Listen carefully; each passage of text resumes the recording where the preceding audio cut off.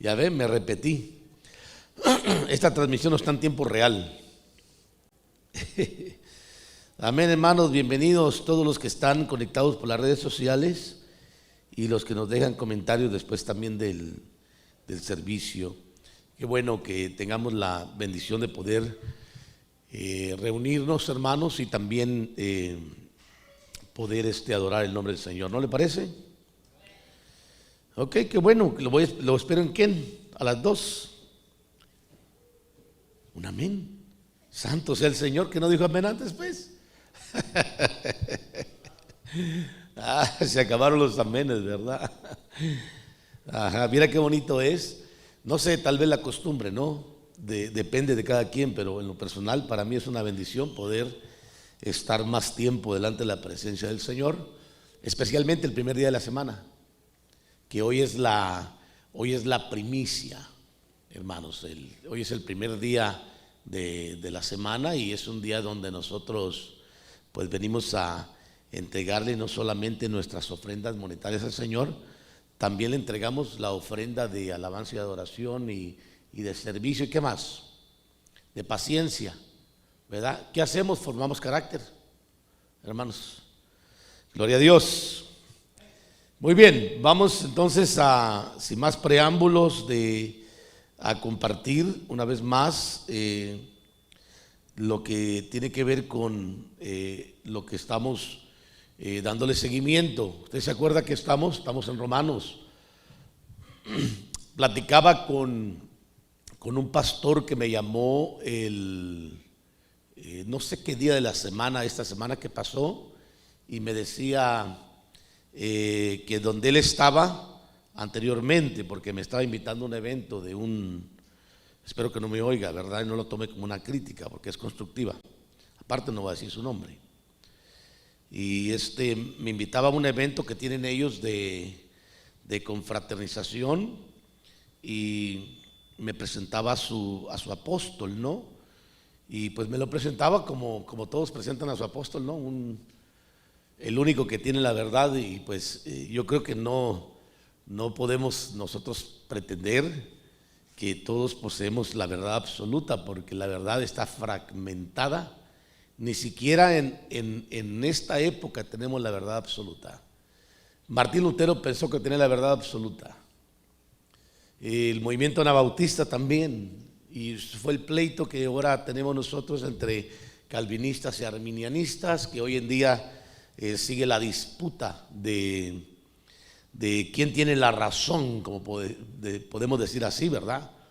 Y al final todos tienen la razón y todos no tienen la razón.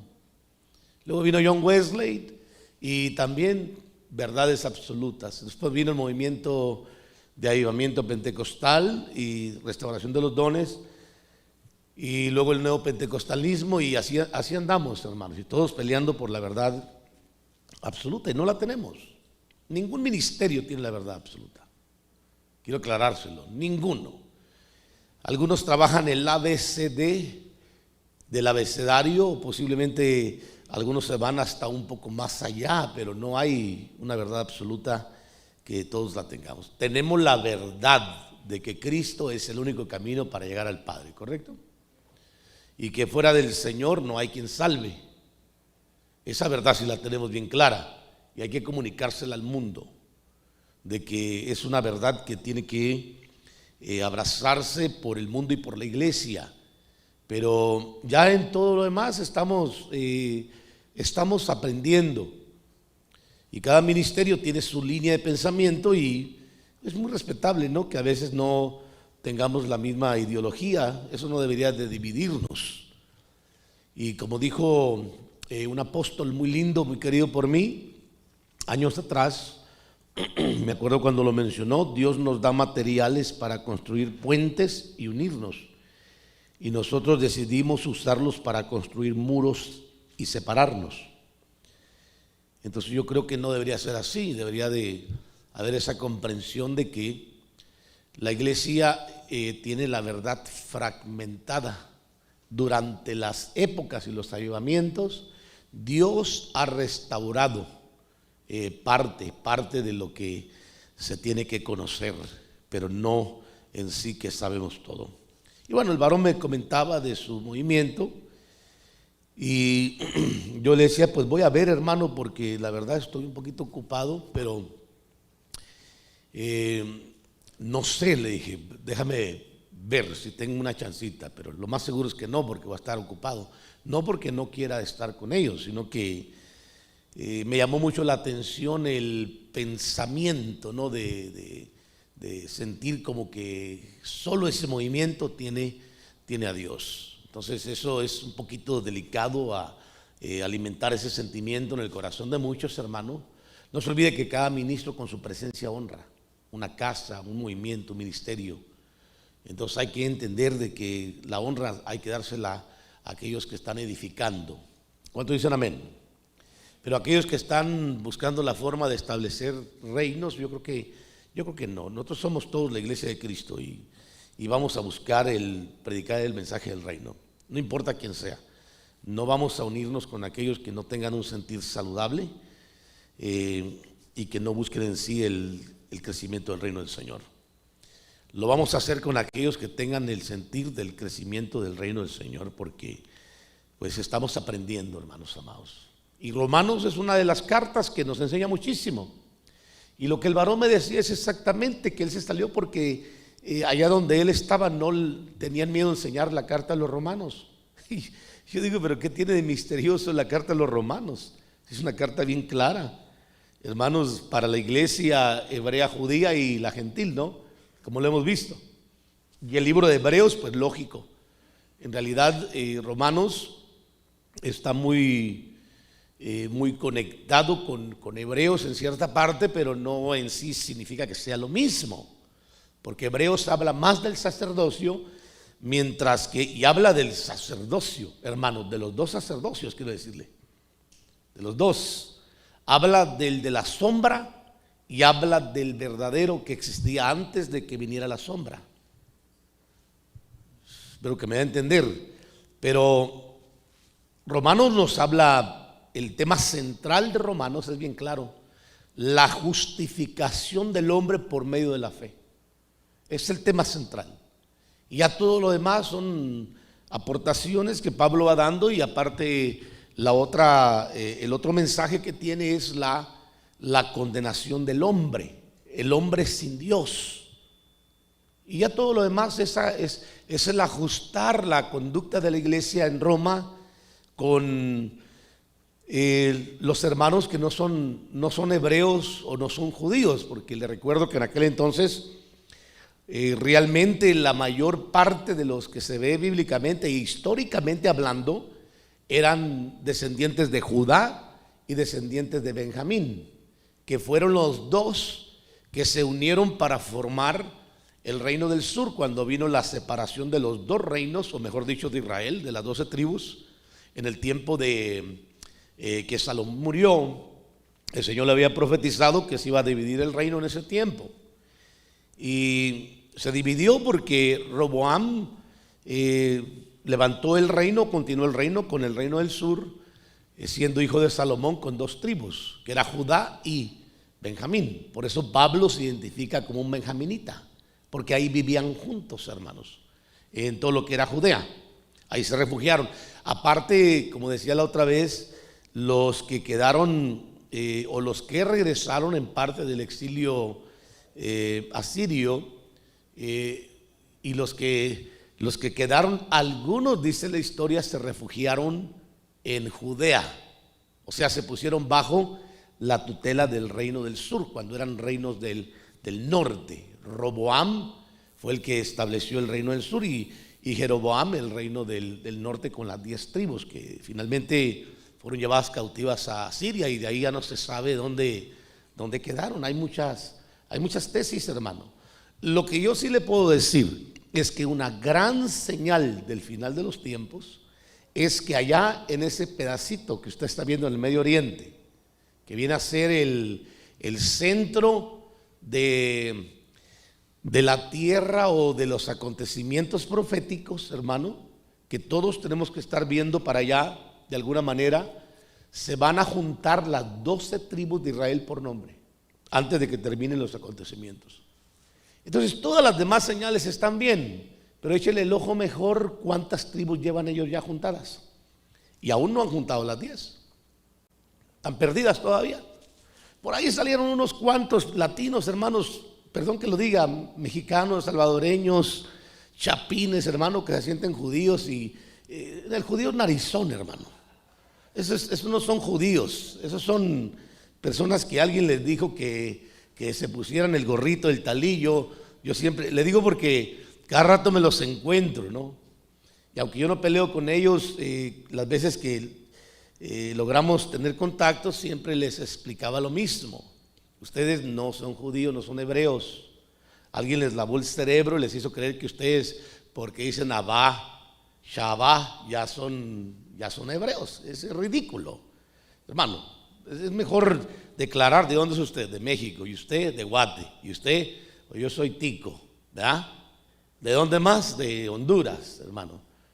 ¿Cómo le dicen a los hondureños, hermanos? Catrachos, ya me acordé, catrachos. ¿Sí? Y a los guanacos,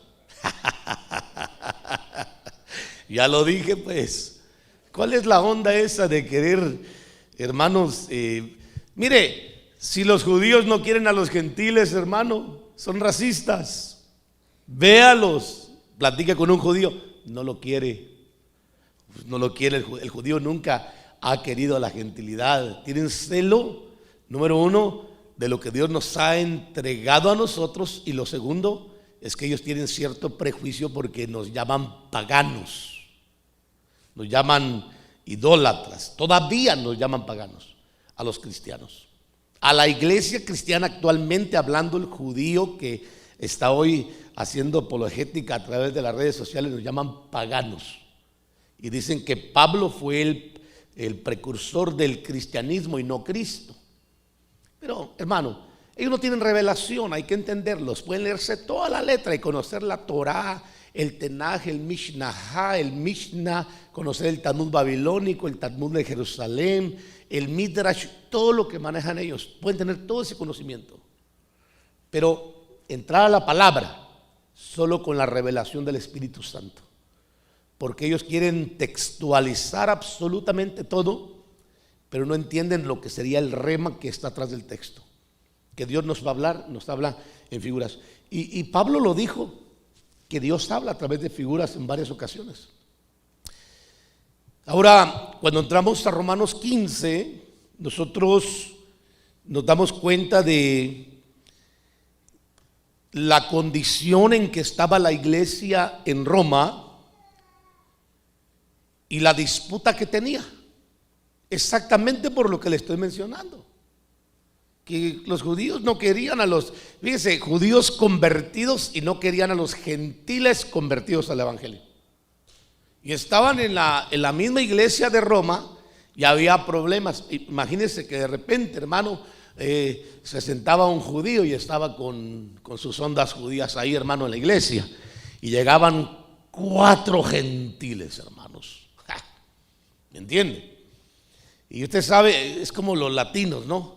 Cuando nos ven llegar los gringos, dice, ya se arruinó la carreta, dicen los gringos, hermano. Estos van a traer 10 carros en una propiedad pequeñita. Van a empezar a poner música de banda, y los gringos ya se hacen esa idea, hermano. Ya conocen la cultura latina. Y por eso salen huyendo de California, y ahí venimos los latinos persiguiéndolos, hermano. Hasta Washington. Ya cuando los saquemos a Canadá, entonces ya vamos a estar en paz, creo, ¿no? Porque por allá está muy frío. Al latino no le gusta mucho el frío. Pero así somos. Pues imagínense que así era en la iglesia. Llegaban los judíos, se sentaban y empezaban a adorar, a orar al Señor, bien, porque ellos eran personas muy solemnes, hermanos. Tenían una liturgia en su culto. Cuando usted le examina, usted ve que eran, hermano, litúrgicos en lo que hacían, metódicos en cada cosa, eran firmes. Y los gentiles, adoradores de ídolos, paganos, maleducados, pasaban encima de los que estaban orando, hermano. Hágase para un lado que me voy a sentar, ¿verdad? Decía, me imagino. Pues hermano, claro, caían mal. Entonces, cualquier parentesco es pura coincidencia, hermanos amados.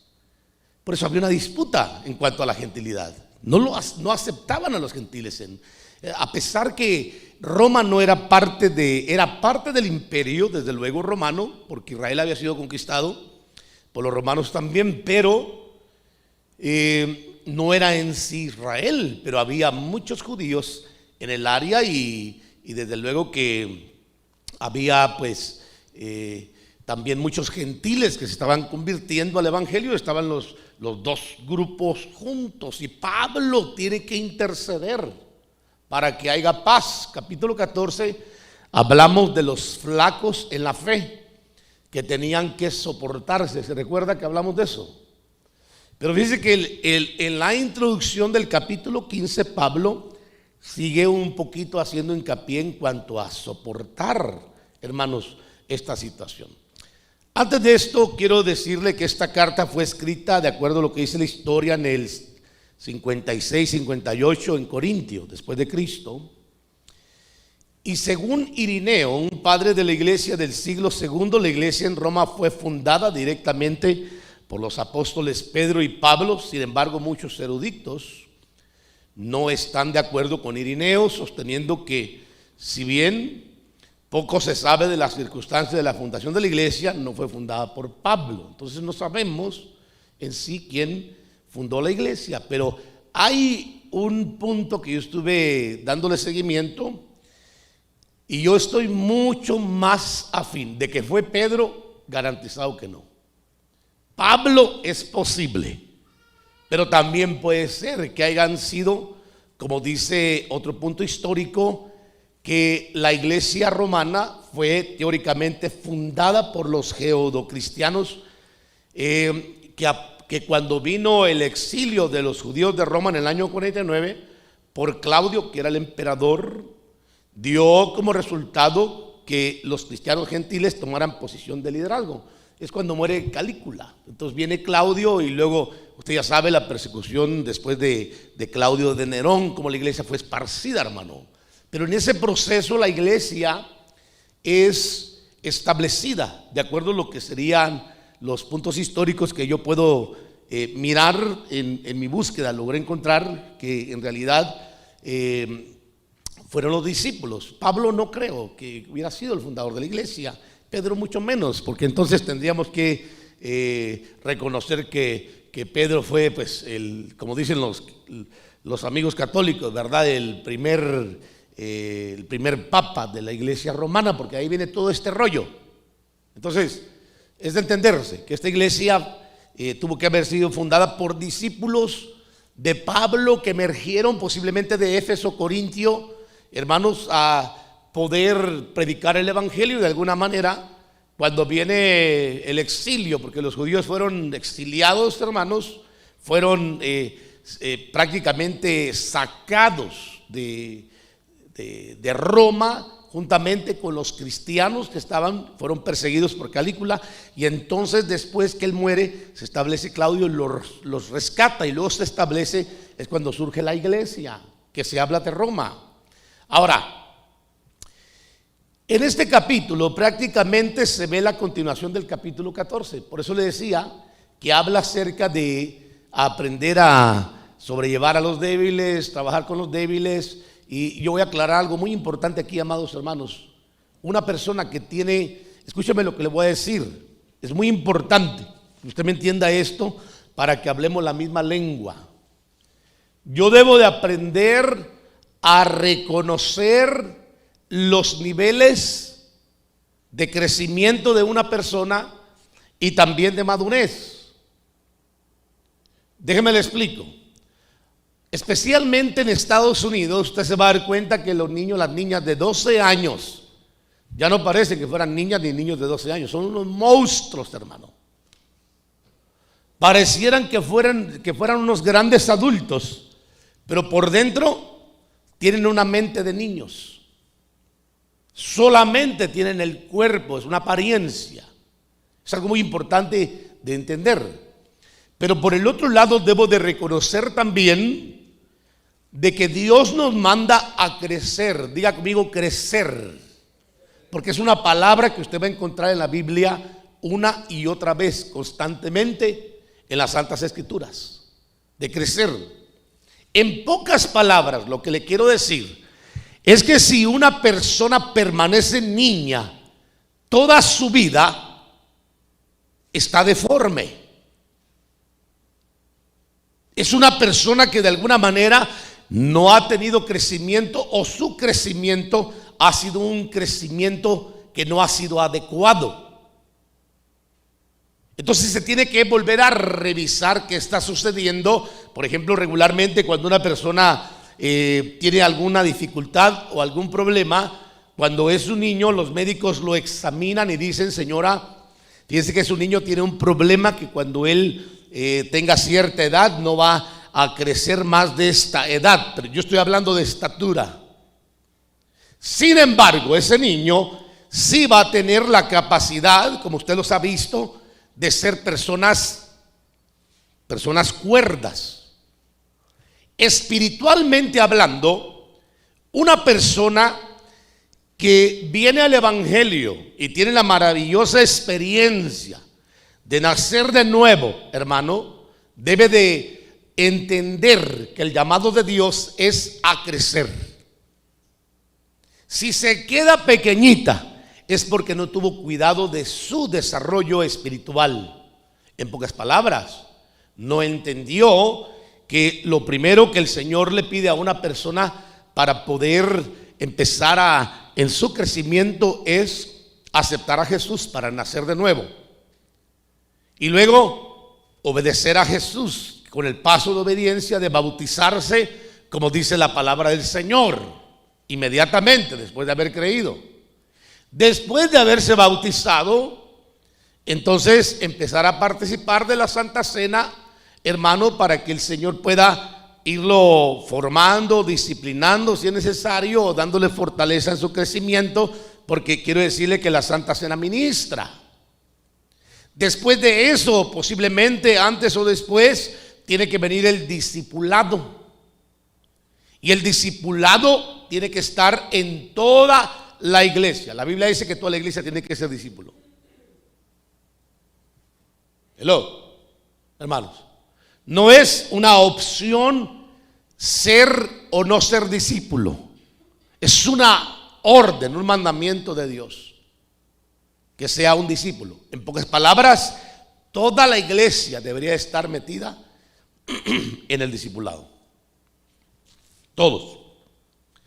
Siendo discipulados para que aprendan y establezcan fundamentos, y después de eso empezar a enseñarles teología, liderazgo, hermanos, teología, doctrina, liderazgo, y luego lo cuarto, que son las 4 esquinas de la edificación de la iglesia, que sería la escatología, para que conozcan y disciernan los tiempos en que estamos viviendo y cuáles son las promesas de Dios que tiene para nosotros en el futuro. Eso sería lo adecuado para una iglesia. Pero el ministro puede estar muy fuerte, muy firme, pero si la iglesia permanece y quiere seguir siendo niña, va a tener un desarrollo que no va a ser adecuado para su crecimiento. Eso tiene que ver mucho con la decisión de cada persona de aprender a trabajar. Entonces, cuando Pablo, quiero explicarle para que me entienda, se refiere a sobrellevar a los débiles en la fe, quiero explicarle que Pablo se está refiriendo a los nuevos convertidos. Los nuevos convertidos, les voy a explicar rapidísimo quiénes son. Son aquellos que un día vienen a Jesús y le dicen: quiero que me aceptes como un salvo más y me perdones, me limpies de todo pecado, porque yo te reconozco a ti como mi Señor. Diga conmigo: Señor. Curios, Señor, curios. Habla de obedecer. Señor, autoridad sobre mí. Voy a obedecer lo que tú me digas, lo que dice tu palabra. Para eso es el curios, hermano. Entonces, viene la otra parte de que inmediatamente el Señor le dice a la persona que acaba de convertirse: ok, ahora ya creíste, ahora obedece. Obedece mi palabra, mi espíritu. Obedece a mis enviados, los ministros. Obedece a la visión, o sea, para que se dé una idea a usted. Entonces, cuando hablamos de un hermano recién convertido, todo eso que yo le acabo de mencionar así a pasos acelerados, se lleva en un lapso aproximadamente, le voy a explicar, de un año, máximo 4 años. Máximo 4 años. ¿Por qué digo 4 años? ¿Por qué digo de un año a 4 años? Porque cuando el Señor buscó fruto, hermano, de la higuera, lo buscó cuando tenía 3 años. Pero dijo, no la corten, mejor trabájenla y lábrenla, límpiela, y entonces démosle un año más, 4, para que dé fruto. Y si no da fruto, entonces si no lo echamos. Porque esa persona no va a entender que Dios llamó a la iglesia al desarrollo, al crecimiento y al dar fruto, hermanos. Le voy a poner otro ejemplo. Porque es importante consolidar a una persona recién convertida y darle seguimiento y formarla y enseñarle que vaya a un discipulado a aprender la palabra del Señor. Y dije recién convertida porque los discipulados no solamente es para personas que ya tienen tiempo en el evangelio. También hay clases que son para personas que van empezando en el evangelio. Jesús nace, hermano, y de repente llegan a buscarlo los sabios del oriente. Pero cuando llegan los sabios del oriente, se encuentran con Herodes, hermano. ¿Se da cuenta? Que se encuentran con Herodes.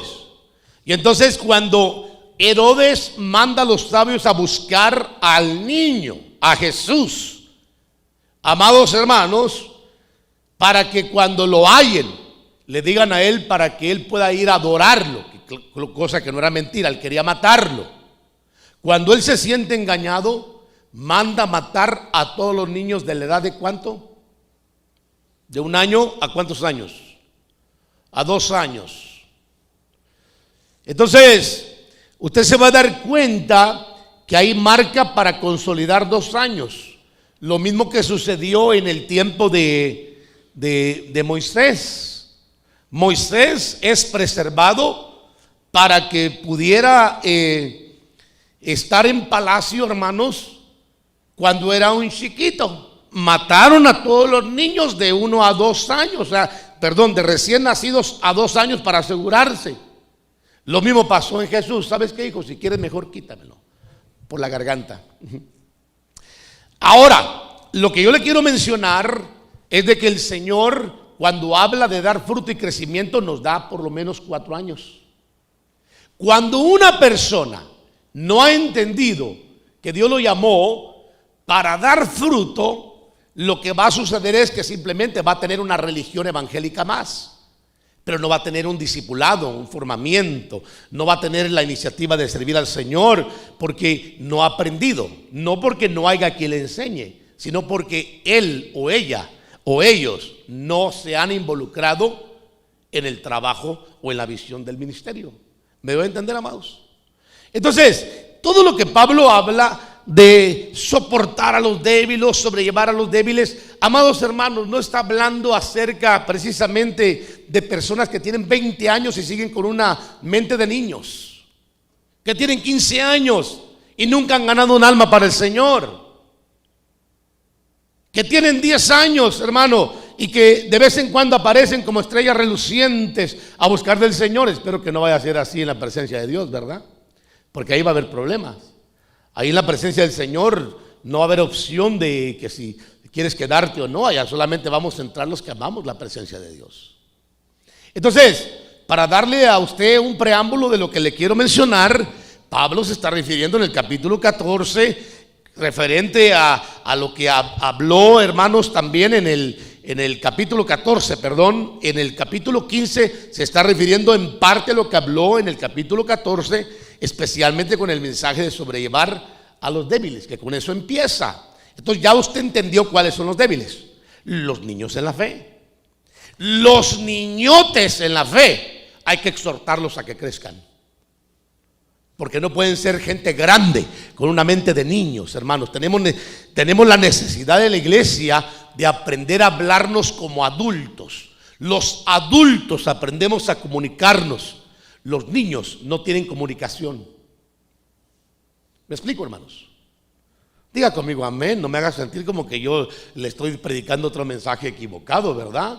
Pero eso es lo que dice la Biblia, hermanos.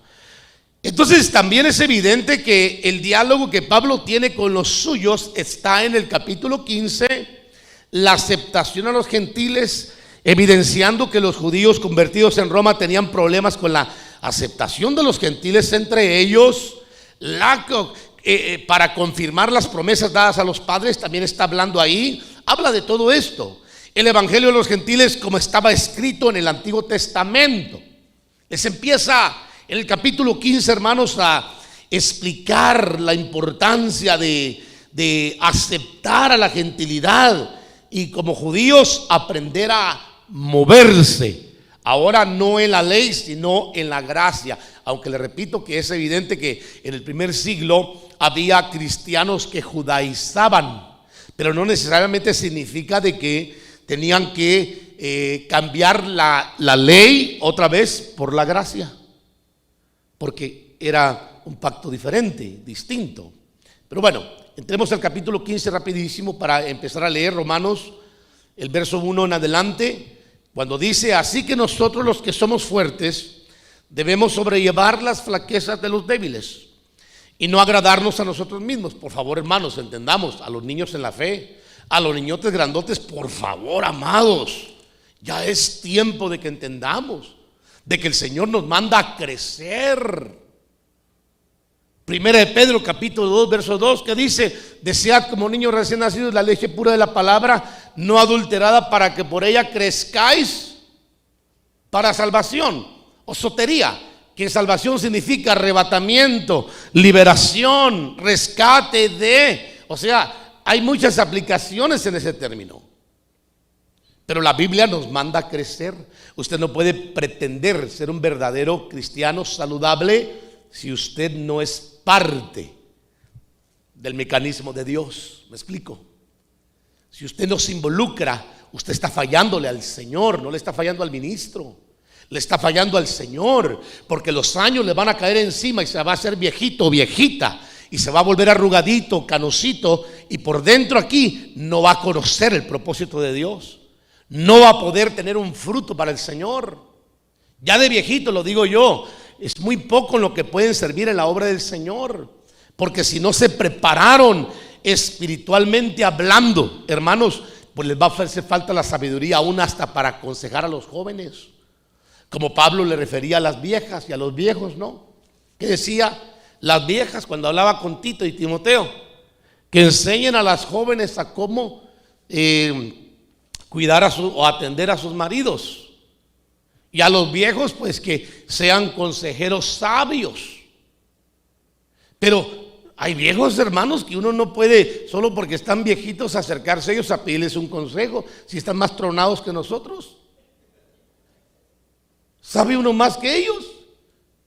Y los se ofenden porque uno les explica mejor que la explicación que nos dieron ellos, pero es por lo mismo. Le repito nuevamente, los años no dan la madurez a ninguna persona cristianamente hablando.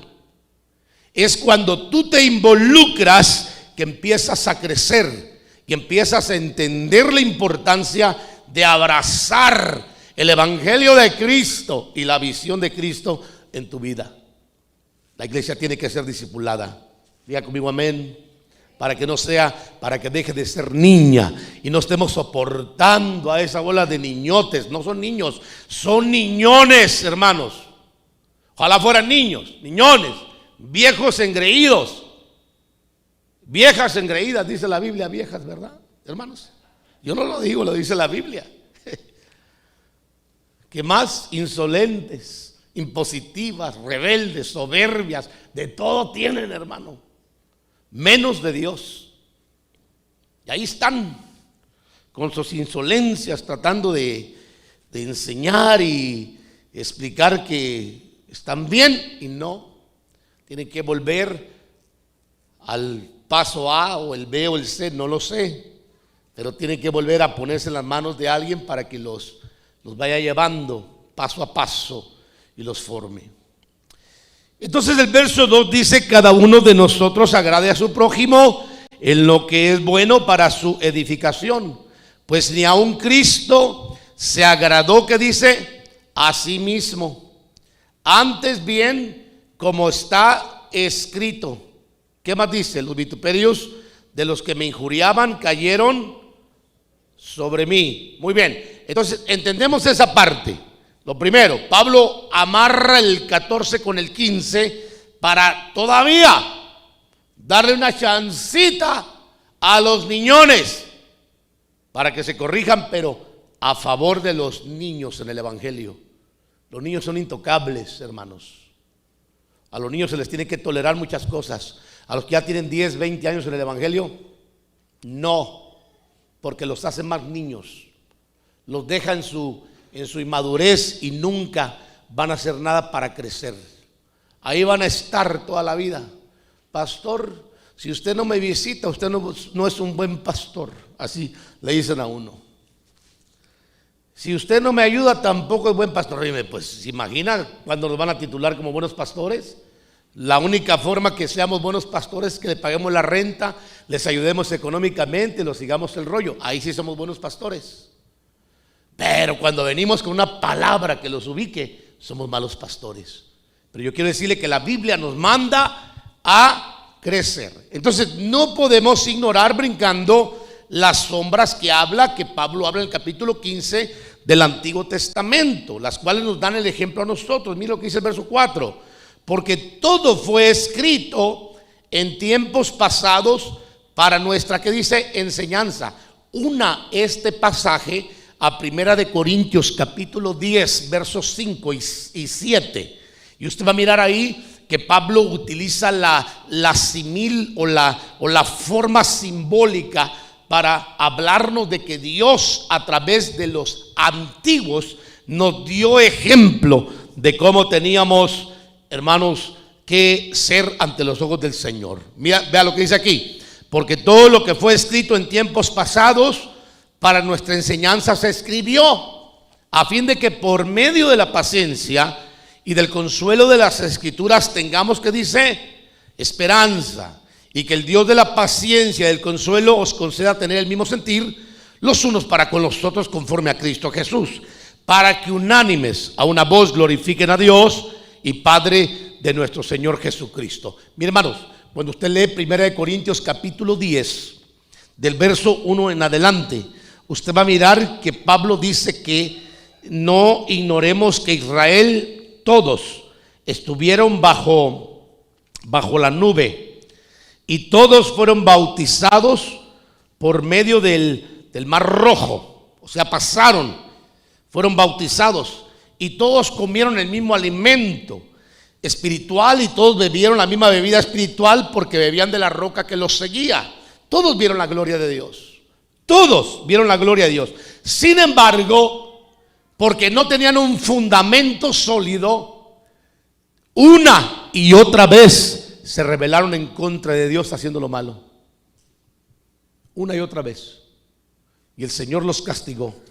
Y por eso usted va a mirar el verso 6 cuando dice: sin embargo, Dios no se agradó de la mayor parte de ellos, pues quedaron tendidos en el desierto. Escuche lo que dice la Escritura, hermano. Únalo a Juan capítulo 15, verso 1 al 8. Y usted va a entender a qué se refiere la palabra del Señor. Y dice el 6, estas cosas sucedieron como ejemplo para nosotros, a fin de que no codiciemos lo malo como ellos lo codiciaron. Y empieza a hablar, hermano, de las cosas que ellos eligieron en vez de elegir obedecer a la palabra de Dios, a Dios mismo, y se depravaron y se llenaron de todo lo malo. Es exactamente lo que Dios le dice a la iglesia. No le dice una y otra vez el Señor: no corras como corrías antes, no te contamines con las cosas de este siglo, no participes con las obras estériles de las tinieblas. Una y otra vez el Señor. Yo creo en la gracia, hermanos, de Dios, pero yo también creo que de alguna manera uno puede afectar la comunión que tiene con el Señor cuando ignora la palabra del Señor, especialmente cuando tenemos ejemplos que ya sucedieron en el pasado con otros, que para nosotros debería de ser un modelo para decir: caray, es el tiempo de que yo crezca, que avance y empiece a dar fruto para la gloria del Señor. Ayer fui a una tienda, hermano, a comprar unos elotes porque de repente mi vecino puso un asador ahí con una carne. Y entonces yo miraba que el asador echaba humo, hermano, echaba humo y ya no había nadie, hermanos. Yo dije: pero ¿qué está pasando aquí? Mire, no le miento, me atreví a cruzar con mi vecino, pues, y le abrí el asador, la tapa, y miré que el carbón encendido, hermano, y los carbones y el fuego. Yo dije: este está bueno para unos elotitos, ¿verdad? Así es que me lancé, hermano, a la tienda a buscar unos elotes.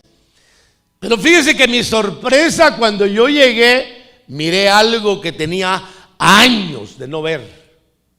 Estaba un joven con una bocina, me imagino que con batería. Tenía su púlpito en uno de los parkings de la tienda, y una bocina similar a esta parada, con batería, me imagino, y su micrófono. Y estaba predicando la palabra del Señor. Estaba predicando de Cristo, del arrepentimiento. Y yo me paré, hermano, me olvidé de los elotes por un rato. Claro que no me olvidé totalmente, solo por un rato. Y me paré, hermano, a oírlo. Y mire, hermano, yo dije: wow, hasta mal me sentí, soy franco. Yo dije: esto debería estar haciendo yo. Yo dije que este joven tiene que tener respaldo del Señor, porque Dios lo está usando y nadie le dice nada.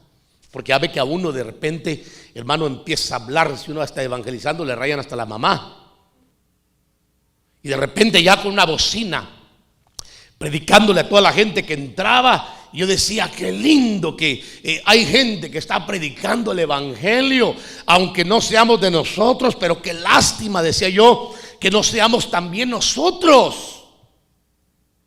Me ponía a pensar, hermano, muchas cosas acerca de todo eso, de la predicación del evangelio, y cómo la Biblia enseña del perdón, del arrepentimiento, la importancia de que unánimes levantemos la voz para glorificar al Señor. Sabe que esa voz se ha callado mucho. Espero en Dios que Dios venga y traiga otro laje y levante a muchísimos jóvenes apasionados, o viejos o viejas, o jovencitos o jovencitas, o medio jovencitas, no importa, pero que salgan con una chispa de volver a predicar el evangelio.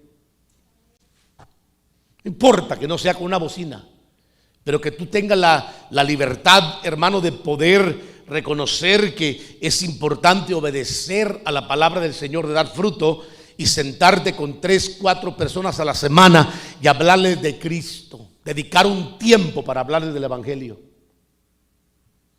Sacar de tu tiempo que estás bien ocupado para dedicarlo para servir al Señor. Eso es parte del fruto que la iglesia tiene que dar, hermano. Un trabajo de hacer la obra de la evangelización, que está muy enterrada. El otro mensaje que vemos en capítulo 15 es lo que le mencioné, la aceptación a los gentiles, evidenciando que los judíos convertidos en Roma tenían problemas con los gentiles entre ellos. Vea lo que dice el verso 7. Por tanto, aceptaos, dice, los unos a los otros, como también Cristo nos aceptó, para gloria de Dios. Ok, lo podemos aplicar para la iglesia, pero le repito nuevamente que Pablo se dirigió directamente a sus hermanos hebreos para que aceptaran a los gentiles. Hoy nosotros no tenemos ese problema, gracias al Señor, ¿verdad, amados hermanos? ¿Sabe cuál es el problema que tenemos hoy nosotros en las iglesias? Que es increíble, hermanos.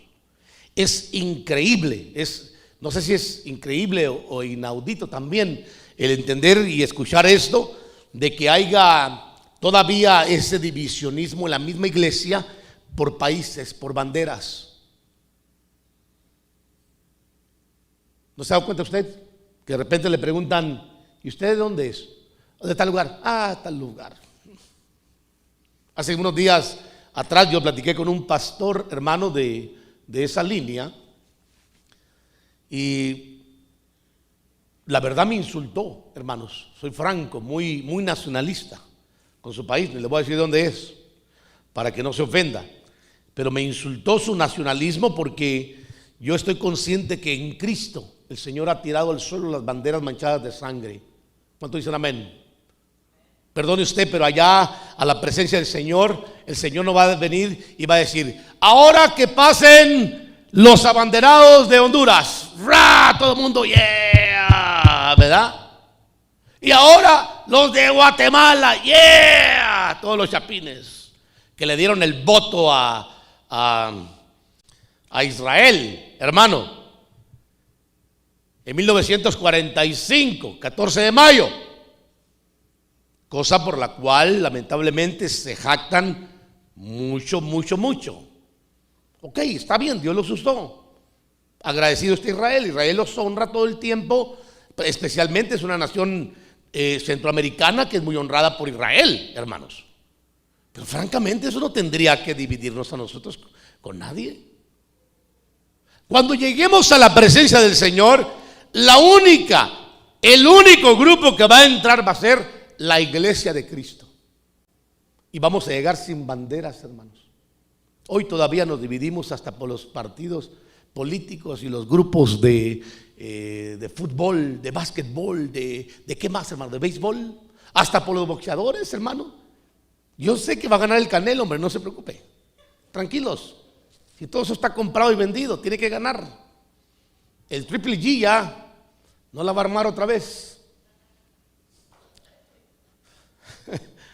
Pero si usted se va a dar cuenta que en la iglesia todavía tenemos ese conflicto. Ahora imagínese el judaísmo, 1300 años de judaísmo, y que de repente vean al pagano sentado a la par de ellos, hermano, al que iba a decir al que masca chicle en el culto, pero ya lo pensé, tengo que decirlo, hermanos, ¿verdad? Y que cuando se lo saca lo pega abajo en la banca. A usted nunca le ha tocado llegar así a lugares y que de repente usted toca la banca. ¿Qué rayos será? Y usted mira, está como en Seattle, hermano. Las iglesias abajo de las bancas. Espero que no haya también en el púlpito, ¿verdad? No hay, hermano. Es increíble el divisionismo que nosotros nos hemos formado porque no hemos crecido, no hemos entendido que la iglesia de Cristo, amados hermanos, es una iglesia que se compone de todas las naciones del mundo, de todas, y que en el Señor amamos al salvadoreño, al hondureño, al guatemalteco, al mexicano, al gringo, al no gringo, al que se siente gringo lo toleramos hasta que se componga, y a todos los demás, hermanos. Seguro que sí. Al de Costa Rica también, hermanos. Seguro que sí. Me traes café la próxima vez que vayas para allá, ¿no? Pero es el conflicto que no termina, hermanos, y que nosotros como iglesia, hoy conscientemente entendiendo, deberíamos de cancelarlo, hermanos, y poner, cuando Pablo dijo, ¿qué hay pues, hermanos? A los Corintios 14, cuando reunís. ¿Alguno de vosotros tiene salmo, tiene lengua, tiene palabra? ¿Qué tiene? Deberíamos de contar nosotros. ¿Qué hay pues, hermanos, cuando os reunís? ¿Alguno de ustedes trajo pupusas? ¿Trajo chuchitos? ¿Qué más? Mondongo. Iba a decir otra vez la otra palabra que se me pasa, hermanos, muy rico. Yo comí con el pastor Wilmer y su esposa hace tiempo atrás un caldito así riquísimo, hermanos. Riquísimo, hermana, ¿se acuerda, verdad? Riquísimo, muy bueno. No sé si así lo hacen, hermano, pero a mí me pareció muy excelente el guisado. Yo soy franco, nosotros lo hacemos. A mí hábleme de tacos y de tortas y yo las pongo, hermano. ¿Sí? La hermana se trae, ¿qué? Sus salta, ¿qué? ¿Cómo se llaman? No se los traen. Esos meros. Pero lo que le quiero decir es de que aún en la iglesia se tiene que promover la verdadera coinonía. Amados hermanos, quiero decirles que la verdadera coinonía no es tolerar a los niñones en sus niñerías. La verdadera coinonía es aprender a soportar al débil y a los viejos, hablarles con franqueza y con respeto, desde luego, y con amor, para que se corrijan. Y decirles: usted tiene que obedecer a la palabra del Señor, obedecer a Cristo, al Espíritu Santo y a sus ministros. Porque usted no lo quiere obedecer, ¿cómo le va a hacer para entrar a la presencia del Señor en desobediencia entonces? La verdadera coinonía debe de ser, hermanos, donde todos nosotros colaboramos con lo que somos. Es entender que a un chapín usted no lo puede hacer mexicano, hermano, ni a un mexicano chapín. Cada quien creció en su cultura, pero cuando nos juntamos como iglesias multiculturales, tiene que haber esa unidad en la fe y en la participación de lo que somos y lo que hemos adquirido de parte del Señor, aún hasta nuestros alimentos. Porque a veces que, hermano, es increíble que de repente la gente, cuando hacen talento, yo he escuchado esta frase: ¿y a quién le tocó el talento? A fulana de tal. No, creo que siento en mi corazón ir mejor al Olive Garden. ¿Sabe cómo se llama eso? Desprecio, divisionismo. Y ese conflicto lo tenía el apóstol Pablo con los judíos, porque llegaban los gentiles y decían: ¿y los chicharrones? ¿Me entiende? ¿Qué pasó? ¿Dónde están los chicharrones? ¿Dónde están los camarones? Y el judío decía: esa es cosa abominable al Señor. Imagínese, hermano, por el amor de Dios, comprenda el conflicto que Pablo tenía que arreglar en Roma. Pero eso no era porque hubiera exactamente un grupo nato de recién convertidos. No, era gente que estaba ya vieja, pero que nunca se sometió a la palabra de Dios, nunca hizo nada por discipularse, nunca hizo nada por ser fiel a la iglesia, por doblegar la dureza, la soberbia, la rebelión de su corazón, y se hizo viejo y pasaron los años e ignorante. Ignorante no porque sea tonto, ignorante de todas las cosas que son correctas. ¿Me explico? Se le pasó por alto que la Biblia que los pactos habían cambiado, que la ley había cambiado, que el sacerdocio había cambiado, y por eso se aferraron a sus cosas. Entonces, amados, yo quiero explicarle a usted que cuando capítulo 15 de Corintios nos habla del conflicto que había de la aceptación a los gentiles, como sucede en nuestros medios. ¿Qué importa donde tú seas, hermano? El pastor Carballo la otra vez nos invitó a una paella, hermano. Yo no sabía lo que era una paella, soy franco. Yo no soy muy amante de comidas así de ese nivel, hermano. A mí hábleme de tacos, de tortas, de tostadas, algo sencillo. Una carne asada, hermano. Unos chicharrones en un ¿cómo se llama de esos? Bolillo, hermanos. Un poco de crema, queso, frijoles negros y vámonos con eso. Yo estoy feliz. El varón se aventó una paella, hermano. Pero mira qué paella. Mira qué paella. No, paella no, para él. No fue solo para ella, no fue para ella, no, una paellota, riquísima. El hombre tiene talento de cocina. A eso me refiero. Hermanos, cuando eso se mueve en nuestros medios, no debe de haber, es que no son popusas. ¿Qué importa? Donde sea. Aprendamos a comer la comida de otros países, hermanos. ¿Cuántos dicen amén? No le oí. ¿Cuántos dicen amén? A ver, los chapines digan: yo tengo que aprender a comer nopalitos. Ajá. No soy yo ningún amén, ¿verdad?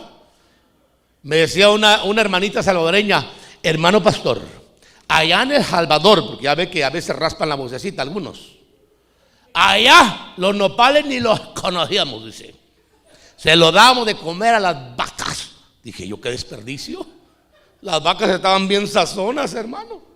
Un estómago bien lubricado, ¿verdad, hermana? Con razón daban tanta leche.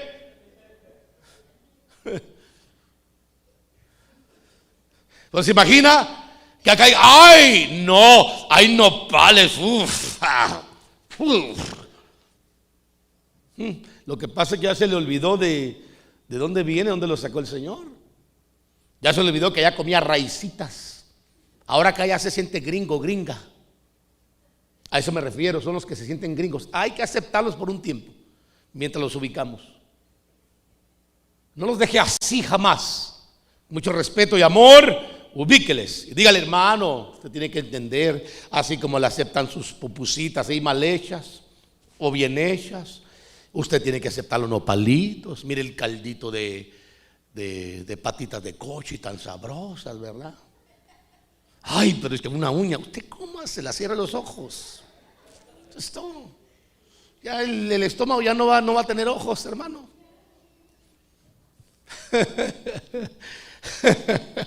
Estaba mirando una gringa el otro día con un novio latino comerse un ostión, hermano, un ostión. A mí que me pongan un 24 de ostiones, hermano. No importa que se muevan, no, a mí no tengo problema. Yo le echo limoncito, sal, chile y vámonos, hermano. Así le hago nomás, hermanos. La gringa estaba con ese ostión. Hubiera visto la gringa la cara. Agarraba el ostión. Decía,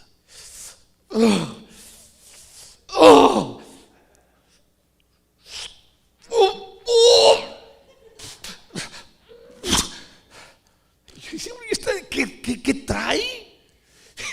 Imagínese, hermano, ¿sabe? Y se piensa que hasta con un latino come ostiones. No la va a hacer.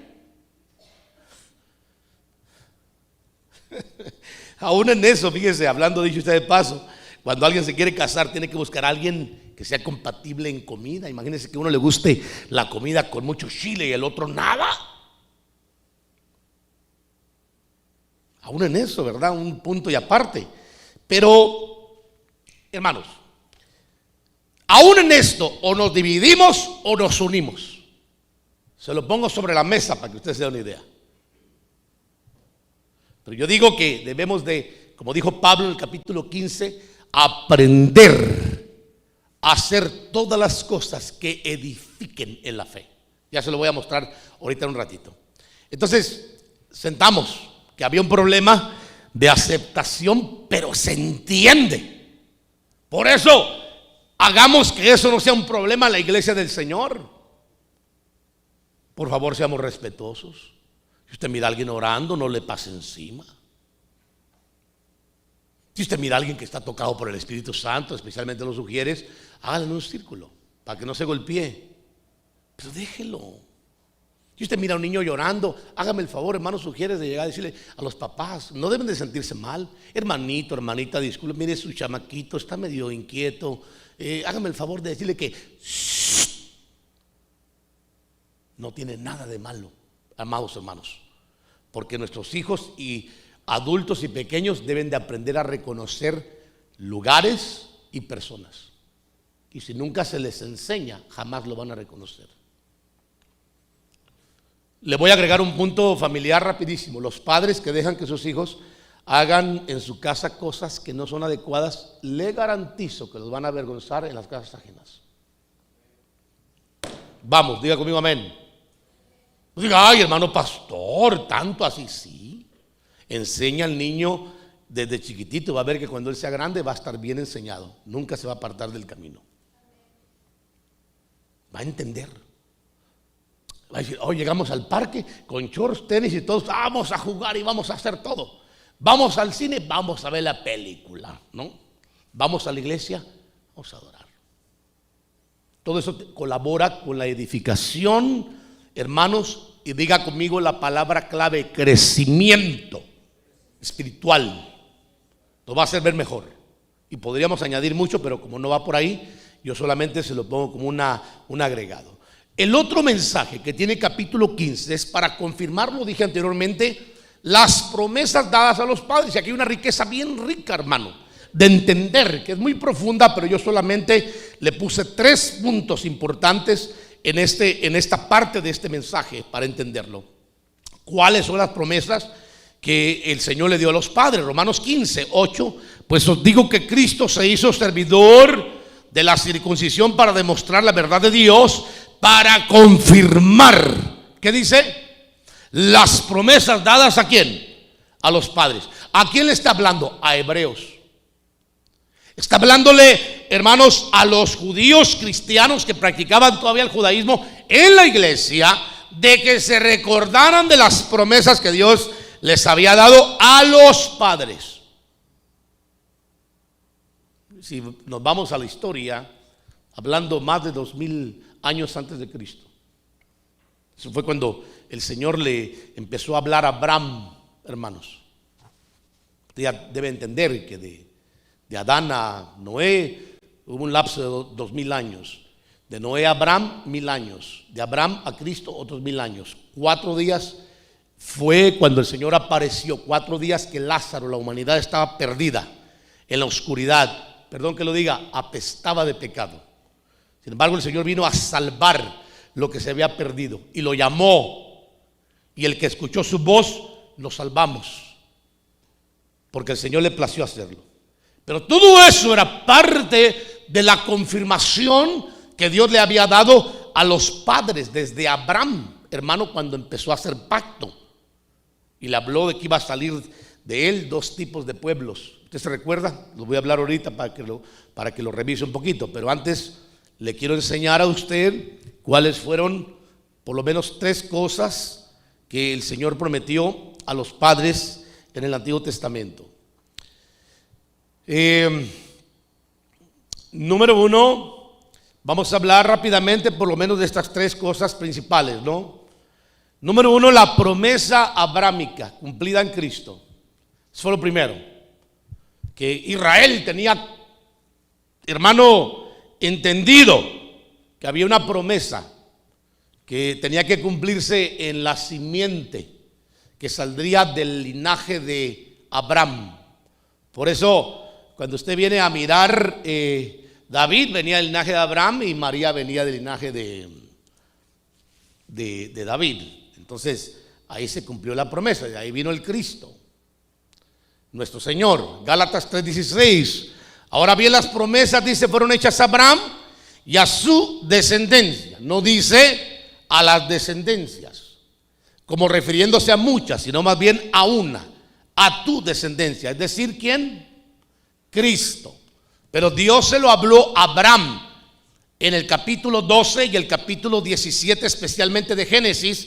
Usted le hace el capítulo, sus primeros versos, ahí está escrito. Usted va a mirar cómo Dios llama a Abraham primero en el 12 de su casa, su tierra, su parentela, y le da promesa. Y en el 17 confirma el pacto y le dice que de él iban a salir naciones, hermano. Y en él y en su descendencia iban a ser benditas todas. Óigame lo que dice la Biblia, todas. Diga conmigo, todas. Vamos, dígalo más fuerte, todas las familias de la tierra. No solamente los hebreos o judíos, como ellos se apropiaron que solamente eran ellos. No, todas. El Señor tenía en la mente a todas las familias de la tierra. Desde que habló a Abraham el Señor y le prometió. Por eso cuando habla de la descendencia, está hablando, dice Pablo, explicándolo, de Cristo. Y la escritura en el verso 8, previendo que Dios justificaría a los gentiles, que somos todos nosotros, por la fe, anunció de antemano las buenas nuevas a Abraham diciendo: en ti serán benditas todas las naciones, o las familias, como le dice el capítulo 17, de la tierra. Ahora, ya estaba previsto y los judíos lo sabían, pero no entendían que el Señor, cuando habló a Abraham en el capítulo 17 de Génesis, habló pluralizando que iba a ser todas, no solamente Israel, dijo todas. Y por eso a mí no me pesa decir que si Como dijo Pablo, no es judío el que es de nacimiento, sino el que lo es del corazón, pero aún así yo no me siento judío. Parte del linaje de la promesa abrámica, sí, porque somos parte, la iglesia del Señor, señores y señoras, explicando una parte de las dos cosas que Dios le dio a Abraham en cuanto a la descendencia que saldría de él, nacionalmente hablando en el mundo. Una iba a ser como la arena del mar, Israel natural, y la otra iba a ser como las estrellas del cielo, celeste. Gente nacida de nuevo de todas las naciones, que iban a poseer las regiones celestes. Entonces, ahí estamos nosotros. Está bien, no tenemos nada que ver con... A mí no me importa ser un judío, hermano, terrenal, ni me interesa vestirme de judío, ni tampoco, francamente hablando, ir a ver qué pasa en Israel. Allá lo que pasa son puros bombazos, hermano. Si vamos a estar con el Señor de todas maneras, como para ir a echarse una vuelta, unas vacaciones, no sé, hermano, a lo mejor. No va a ser que me confundan con un árabe a mí. ¿Se imagina cómo me iría? Si acá me confunden con los árabes, allá de una vez me dicen, este es un árabe, palestino. No. Usted debe entender que nuestra descendencia en esta promesa está en los cielos. Nosotros somos la descendencia que Dios le prometió a Abraham de las estrellas. Así como no se puede contar la arena del mar, no se pueden contar cuántos descendientes de Israel hay, hermanos, en el mundo. No se sabe. Tampoco se sabe cuántos hay realmente nacidos de nuevo. La única, vez que vamos a saber cuántos van a haber nacidos de nuevo es cuando el Señor venga con voz de arcángel y con trompeta de Dios y seamos levantados. Entonces allá nos juntaremos en el Bimá para ser recompensados. Ahí sabremos 1, 2, 3, 4, 5, 6, contaremos. Hasta entonces no sabemos. Pero diga conmigo, pero yo me voy con el Señor. Yo soy parte de esa descendencia. ¿Usted no quiere ser parte de esa descendencia? Entonces, ellos tenían clara esta parte que habló Pablo de las promesas a los padres, hermano. La promesa abrámica cumplida en Cristo. Y la segunda es que les dijo, Moisés, profeta como yo, te levantará el Señor. Usted lo puede ver en Deuteronomio 18:15, un profeta del medio de ti, de tus hermanos, como yo te levantará tu Dios. A él dice, oiréis. Está hablando de Cristo, que iba a venir como profeta. Hechos 3:22 habla de eso. Moisés dijo, el Señor, el Dios os levantará un profeta como yo de entre vuestros hermanos. A él prestaréis atención en todo cuanto os diga. Y sucederá que todo el que no preste atención a aquel profeta será totalmente destruido del pueblo, de entre el pueblo, hermanos. Entonces, son promesas hechas a los padres que ya se cumplieron. Ya se cumplió, hermano, la venida del Señor. Ya se cumplió el ministerio profético de Cristo, hermano, en la tierra. Pero el tercero es algo que ya se cumplió y que es muy poco aceptable aún entre la cristiandad. Es reconocer que Dios es un Dios de pactos. Y desde Abraham se ve la demanda de Dios que debía de guardar su pacto, cosa que no hicieron los israelitas nacionalmente hablando. Y la iglesia tiene problema, hermano, con el pacto. Yo entiendo, este pacto es mejor que cualquier otro, que tiene mejores promesas, superiores promesas, hermano. La ofrenda fue superior, fue mejor, pero aún así el pacto tiene que guardarse. ¿Sí o no? Aún así el pacto tiene que guardarse.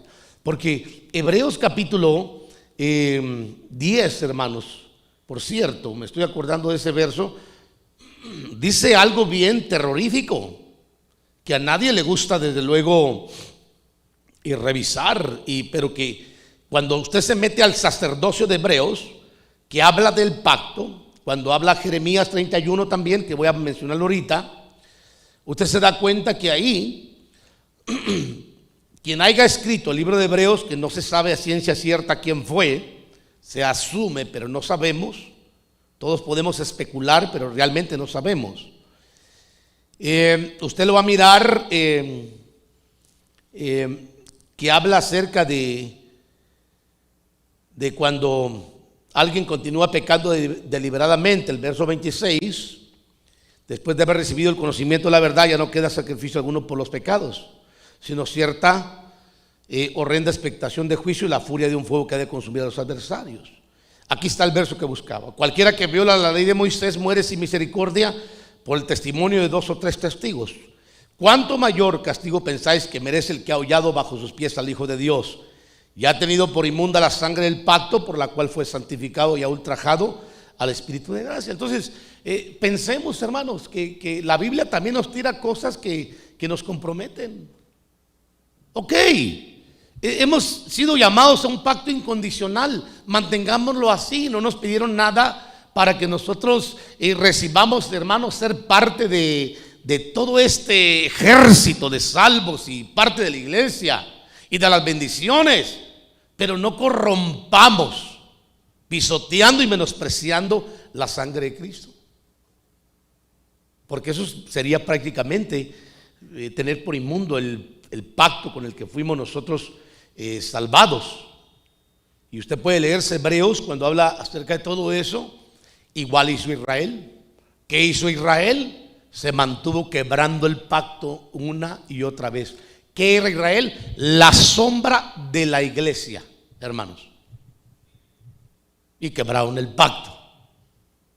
Entonces hay que aprender a honrar el pacto en el que el Señor nos metió. ¿Cuánto dicen amén a eso? Génesis 17:1. Cuando Abraham tenía 99 años, el Señor se le apareció y le dijo: yo soy el Dios Todopoderoso. Anda delante de mí y sé perfecto. Yo estableceré mi pacto contigo y te multiplicaré en gran manera.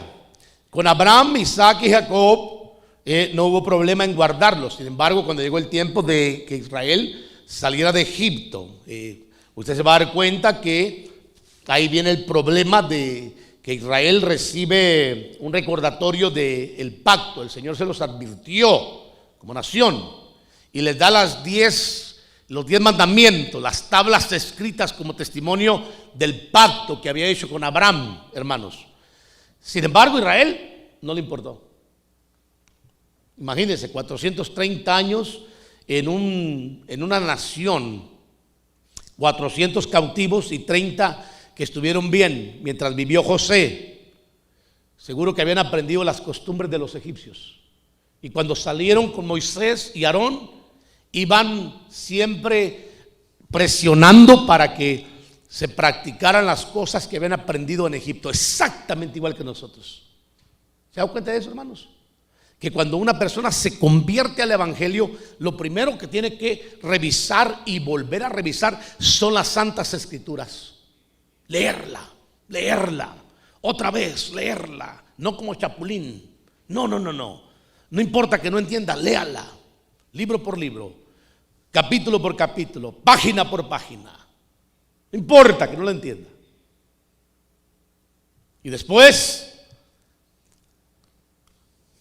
o antes, tiene que ser discipulado para que usted tenga una línea de pensamiento o un formamiento en donde usted crezca.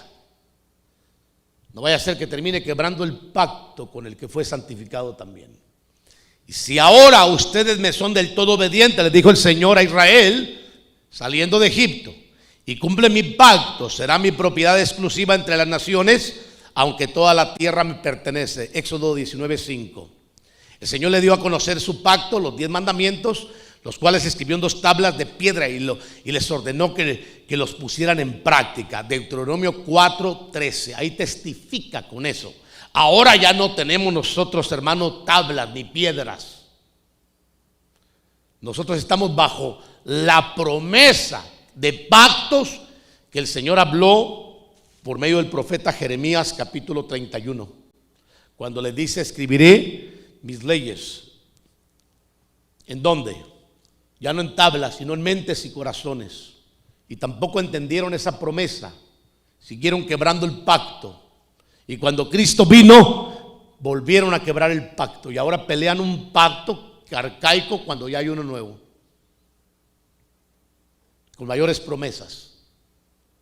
Me estoy dando a entender, ¿verdad? Es muy fácil entender esto, y si no, revises el tema por la internet para avanzar. Jeremías 31:31. Aquí vienen días, declara el Señor, en que haré con la casa de Israel y con la casa de Judá, los dos reinos. Un nuevo que dice, no dice que iba a renovar el pacto, dice que era nuevo. Porque especialmente la corriente de la casa de Israel están enseñando ahora, ya no que no hay un nuevo pacto, sino que el pacto se renovó. Es lo que enseñan. El pacto se renovó. Es el pacto, pero está renovado, no es uno nuevo. Pero la Biblia dice que es un nuevo pacto. Y sabe, yo estoy muy de acuerdo que es nuevo. Le voy a explicar por qué. Porque bíblicamente hablando, en la Biblia se ven solamente 8 pactos. Le explico cuáles son rapidísimos. Sí, aunque salgamos un poquito, ok. Ya que usted dijo sí, yo le entro. Pacto número 1, el pacto edénico. Pacto número 2, el pacto adámico. Pacto número 3, el pacto de Noé. Pacto número 4, el pacto abrámico. Pacto número 5, el pacto de la ley. Pacto número 6, el davídico. Pacto número 7, el pacto de Israel con la tierra. Y el nuevo y mejor pacto que vive hoy y para siempre, que derrocó a todos los demás, el pacto hecho en sangre preciosa por medio de Cristo Jesús en la cruz del Calvario, que viene a ser el octavo y nuevo pacto. Y le explico algo rapidísimo. Al cabo yo sé que usted no quiere irse todavía. El número 7 habla de perfección, pero la ley nunca pudo hacer perfecto a nadie. ¿Me explico? Aunque habló de perfección. Sin embargo, Dios tuvo que reactivar en un nuevo pacto a la humanidad entera por medio de Cristo Jesús, estableciendo el número 8, que es número de reinicio. Y reinició el pacto con toda la humanidad otra vez, dándonos una oportunidad final. Es el octavo pacto. Por eso le digo que estoy muy afín con el octavo pacto. Avanzamos rapidísimo porque aquí ya me están viendo mal las cantoras. Entonces, aún la gentilidad fue hecha parte de este pacto desde el tiempo de Abraham en promesa, como estaba escrito en el Antiguo Testamento. Génesis 12:3. Bendeciré a los que te bendigan, al que te maldiga maldeciré. En ti serán benditas todas las familias de la tierra. Usted lo puede ver ahí está. Y le voy a dar algunos versos más. Por esta razón el apóstol Pablo le recuerda a los judíos convertidos en Roma y les dice: y para que los gentiles glorifiquen a Dios por su misericordia. Está escrito en el libro de Deuteronomio, como está escrito, otra vez dice: por tanto te confesaré entre los gentiles y a tu nombre cantaré. Pasajes que hablaban antes, hermano, de que la gentilidad sería alcanzada por este nuevo pacto y glorioso pacto de Cristo Jesús. Otro verso, verso 15, capítulo 15, verso 10, y vuelve a decir: regocíjense o regocijaos gentiles con su pueblo. Y de nuevo, por si les falta otro, alabad al Señor todos los gentiles y alábenle en todos los pueblos. Y a su vez Isaías dice, ¿qué dice? Retoñará la raíz de Isaí, el que se levantará a regir a los gentiles. Los gentiles pondrán en él su esperanza. Y el Dios de la esperanza os llene de todo gozo y paz en el creer, para que abundes en esperanza por el poder del Espíritu Santo. Hermanos, estaba profetizado, marcado, declarado por Dios, de que usted y yo fuéramos parte de este glorioso evangelio. Sí, mire, si un día le agarra ahí por ahí uno de esos cachuchitos, usted mándalo a volar. Dígale: mira, mijo, tú ni fu ni fa, como dicen en Guatemala, ni chicha ni limonada, ¿verdad, Marvin? Vámonos a volar, a freír papas. No somos evangélicos, quiero aclararle. Somos cristianos. El término evangélico, hermano, viene del evangelio y realmente es nuevo el término evangélico. A la gente se le llamó evangélico por la iglesia evangélica. La iglesia que viene de una corriente del movimiento wesleyano, John Wesley, de 1737, hermano, cuando surge. surgen esas corrientes, que es la iglesia evangélica, de ahí vienen los evangélicos, y luego los nazarenos, que es la misma doctrina, hermanos, son wesleyanos, en pocas palabras. Pero bueno, avancemos, ¿verdad? Porque ya casi termino, deme 10 minutos, amén. Hermanas, 10 minutos, 10 minutes, ok, muy bien. Es que me están viendo raro las hermanitas, ya sentí la presión, no crea. Ya nomás cuando ya me va a tardar, ya dicen otra vez, dicen las hermanas, ya las vi. Entonces aquí vamos ya a ir redondeando. Pablo habla a sus hermanos los hebreos, y usted mira, en cuanto a vosotros dice, hermanos, ¿qué dice? Míos. Hermanos míos, hebreos, judíos.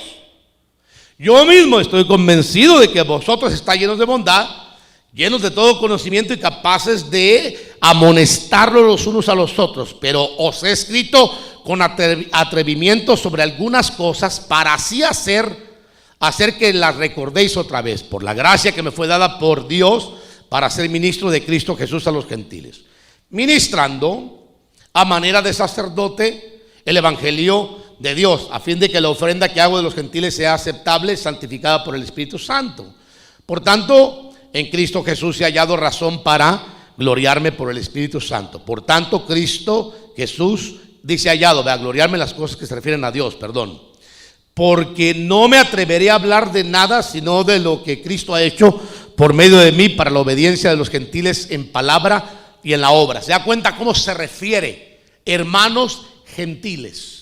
Quiero que quede claro que Pablo habla a sus hermanos judíos cristianos que tenían conflicto con los gentiles.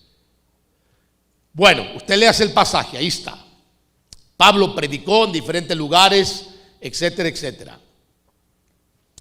Vamos a concluir. Primera visita de Pablo a la iglesia en Roma. No se sabe a ciencia cierta cuándo fue su primer viaje a Roma, porque Pablo habla que quería volver a ir a Roma, pero es posible que Irineo tenga razón en cuanto a que junto con Pedro fundaron la iglesia. Es posible y sea su primer viaje. Lo que sí sé, sabes que quería ir a verlos, o que en realidad nunca fue antes a Roma y los discípulos fundaron la iglesia. Bueno, eso es algo que usted tiene que investigar, y cuando lo investigue me lo deja saber a mí, para que yo pueda pues añadir a eso también. Amén. Les dejo tarea. El anhelo de Pablo era visitar a Roma en su segunda vuelta, obligada. 28:11 de Hechos, usted lo puede mirar. Por eso Pablo dice en el 15:22, por esta razón muchas veces me he visto impedido de ir a vosotros, pero ahora no quedando ya más lugar para mí en estas regiones, y puesto que por muchos años he tenido un gran deseo de ir a vosotros, cuando vaya a España iré a vosotros. Pero mire, Pablo tenía un gran deseo de ir a los romanos, por eso le digo que era su segunda vuelta. Puede ser que los discípulos de Pablo hayan establecido esa obra, o realmente haya sido Pedro y Pablo, quién sabe, hermano, no sabemos a ciencia cierta. Lo cierto es que Pablo tenía mucha relación con esa iglesia, y habla a la iglesia como que si él la hubiera establecido, con mucha autoridad para ordenarlos. Eso habla de que tenía contacto con ellos y que ya había ido con ellos. Pero ya en la segunda vuelta que él quería ir, ya lo agarraron preso. Usted se acuerda, ya hablamos del libro de los Hechos, hermano, como usted mira que en el capítulo 22 es apresado por los judíos y llevado cautivo, y hay un gran problema, y finalmente termina otra vez en Roma después de una trifulca que pasó en el mar, y el barco encalló en una isla llamada Malta, y usted ya conoce todo lo que dice el libro de los Hechos, capítulo 27-28. Y si no, léaselo, ahí está. Finalmente Pablo termina hablando de la ofrenda para los pobres. Final, es el último mensaje que se tira en el capítulo 15. No olvidando la ofrenda, cosa que es muy importante. La iglesia no tiene que olvidar la ofrenda, la administración de las ofrendas. Le repito otra vez, ¿cuál es bíblicamente hablando la administración de las ofrendas? Se la voy a repetir por amor a su alma, porque a lo mejor a usted se le olvidó, se le pasó, no llegó a la clase, pero yo con mucho gusto se lo voy a decir, porque Pablo habla de la administración de la ofrenda. Bíblicamente hablando, lo primero es la primicia, lo primero es Dios, Proverbios 3:9, a usted lo puede leer ahí, y 10. Y 2 Corintios capítulo 9, verso 10. Ahí está, léaselo, los une. Y ahí está para corroborar todo lo que le digo. Y lo segundo es el diezmo. ¿Aló? Qué silencio, ¿verdad, hermanos? En reconocimiento de autoridad ministerial ante una administración de palabra y Espíritu Santo, según el orden de Melquisedec. Nosotros no estamos, la iglesia del Señor, bajo la forma de diezmar según Malaquías 3. No, ese fue el sacerdocio arónico. Nosotros estamos bajo otro sacerdocio superior, donde Cristo fue hecho sumo sacerdote de ese orden antes de que existiera la sombra. Y si usted no me entendió, venga a los discipulados. Y si no viene a los discipulados, pues vea las transmisiones en las redes sociales. Ahí he enseñado bastante sobre todo eso, para que usted lo tenga. Pero bueno, la tercera, la ofrenda. La ofrenda se divide en la ofrenda que hace voto, votiva, o la ofrenda voluntaria. Y la cuarta era la limosna a los pobres. En la ley se levantaban esas 4 cosas. En la Biblia, en el Nuevo Testamento, no se ve la limosna al pobre, pero sí se ve la ofrenda que Pablo está levantando aquí para apoyar a los pobres. Le aclaro, como dice la Biblia, le hace el pasaje 25 al 29, le aclaro cuando dice a los pobres en los pobres, hermano, en Jerusalén, de los hermanos en la fe. No es, hermano, ayudar a toda esa gente que porque tienen un perrito, a mí me da no sé qué, hasta cólera, de que hay gente que, yo creo que hay que tener amor a los animales, pero más a los seres humanos, pero más a los hermanos que tienen necesidad, que son parte de la fe. Si usted va a ayudar a alguien, primero vea a un necesitado en la fe. No lo halló, ok, busque un ser humano. Si no ya haya un ser humano pobre, necesitado, vaya a ayudar a un perrito o un gatito. Pero la gente empieza por el gatito y se olvidan de apoyar a sus hermanos en la fe. Y Pablo y la iglesia de Jerusalén tenía bien marcado de ayudar a los santos en la fe, que estaban en Jerusalén y en diferentes regiones, y se levantaban ofrendas, hermano. Finalmente pide interceder por él para que pueda llegar a Roma. Gracias al Señor, ¿verdad? Muy bien, terminamos con el capítulo 15. Póngase de pie, hermanos, démosle gracias al Señor. Oremos, cantemos un canto, hagamos algo, pero algo que sea productivo para la gloria del Señor y nuestra edificación, como dice el apóstol. Hermanos, que nos edifiquemos los unos a los otros. Todo lo que se haga para edificarnos a nosotros.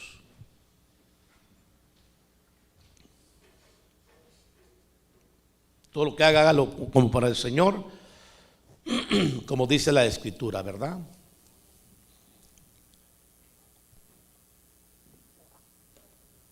Capítulo 16 de Romanos es un final muy profundo, hermanos.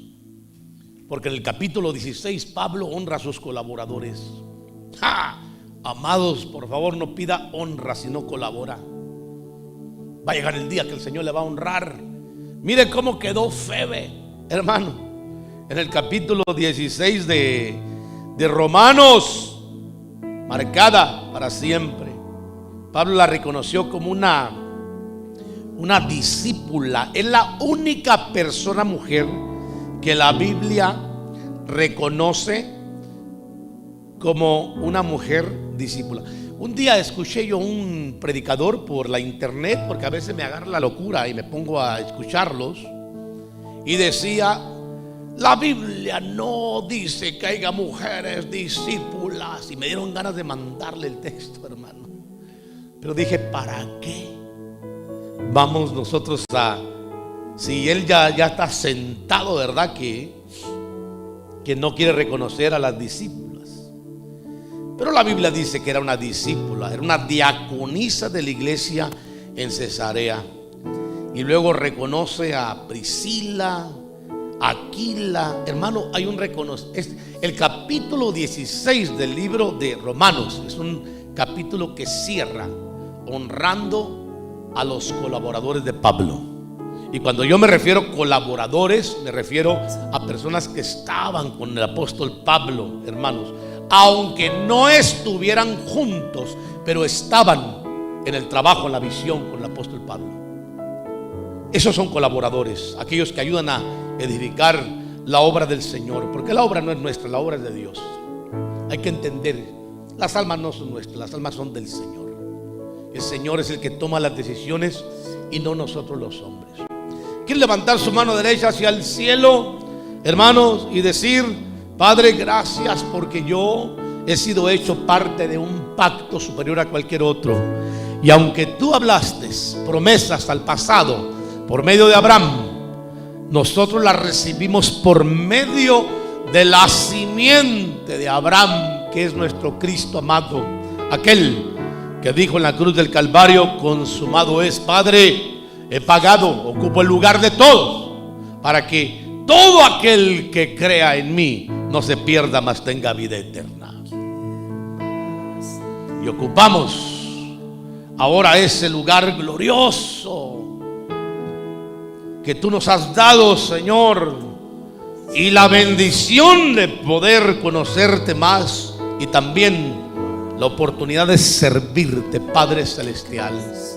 Siéntase privilegiado, hermano, de poder hacer algo en la obra del Señor, porque no todos tienen el derecho de hacerlo, aunque Dios se los ha dado, porque necesitan ser discipulados, ser afirmados, ser enseñados, hermano, de vuelta otra vez, ser consolidados en la fe, otra vez enseñarle el tema de los pactos, de las promesas a los padres, del evangelio, de la unidad y no el divisionismo.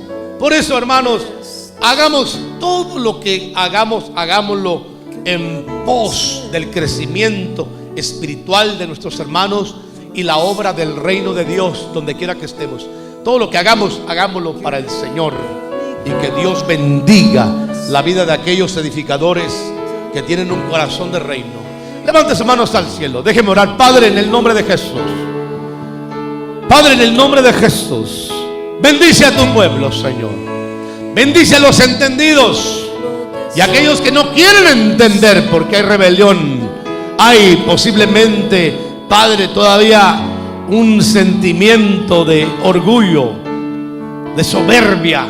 Padre, habla a sus corazones tu palabra, tú que eres perfecto para hacer entender al necio, al que tiene falta de entendimiento, para que aproveche el tiempo y hoy se haga un edificador, pero primero edificando su vida, aprendiendo la palabra, tu voluntad, sometiéndose, Señor, a tu evangelio, con la esperanza gloriosa que hablamos, que nos gloriamos de que estaremos en tu presencia todos juntos, delante de tu presencia, un día gozando de la vida eterna y de las riquezas que nos prometiste.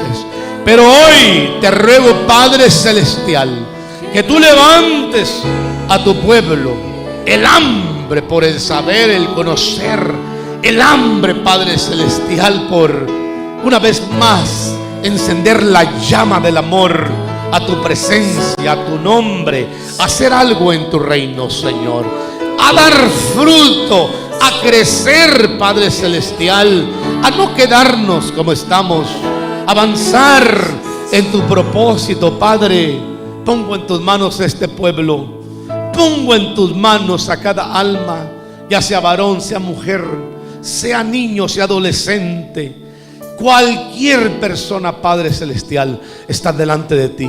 La bendigo y declaro, Dios, que tú harás cosas extraordinarias a través de cada uno de ellos. Levantando la cosecha. Apóstol Tito Ávila.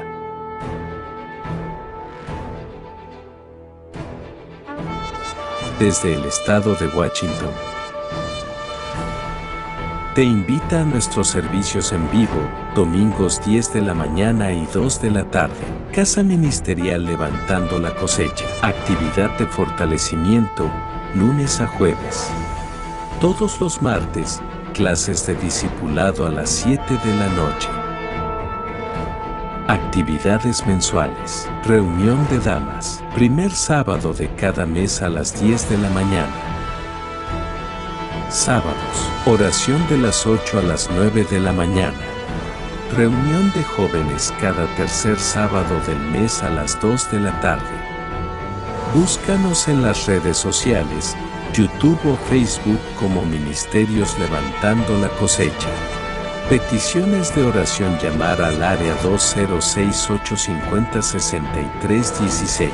Contamos con material bíblico para iglesias, enfocado en crecimiento espiritual.